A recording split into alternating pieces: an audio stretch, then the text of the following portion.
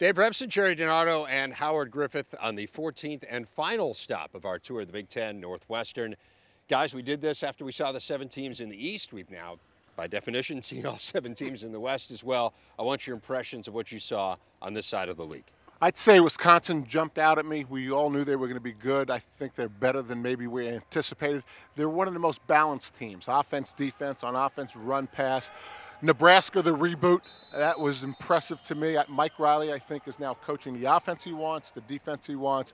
I'm not sure they'll win as many games as they won last year. We'll have to wait and see it play. But long term, I think they were where they want to be.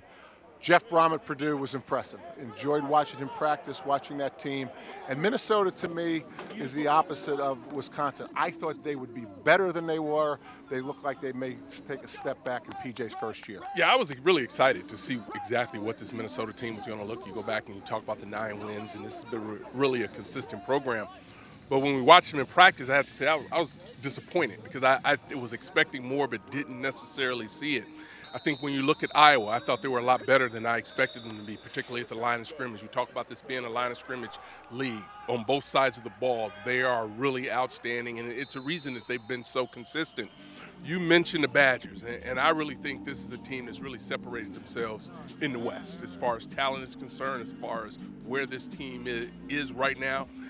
Yeah, they're getting a new defensive coordinator. Jim Leonard's going to be able to step in, and he's going to have some growing pains.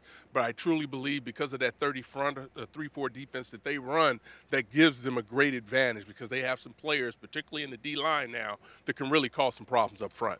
You know, Howard, you mentioned Iowa. I go away from Iowa feeling the exact same way you do. The biggest question, and it's an obvious question, can they throw and catch the ball? If they can do that, that makes them a significantly better team. They're going to be a good team because they're physical and they run, they play Iowa football, all those cliches. But if they can throw it on 1st and 10 when there's 9 guys in the box, now they're dangerous and definitely a contender for the West. You know, we're at Northwestern, we talk about Northwestern, and sometimes when we leave here, you're sometimes scratching your head. But one of the things that's always been consistent here is that when the season starts, they're ready to go. Fitzgerald and this staff really do a fine job of getting them game ready to go out and play. Sure, there was some disappointments last year, but this is a team that's really going to cause some problems, and I think they're going to have a lot to say about who's going to be the representative in the West. Of course, incredible continuity of the staff here, by far and away the longest tenured staff in terms of continuously having the same group together in the country 7 years in a row. That's it. Impressions on the East, impressions on the West.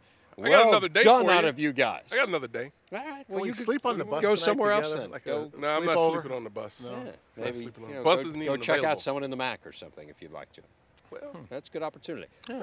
All right, be sure to follow us on social media all year. Lots of pithy observations like these.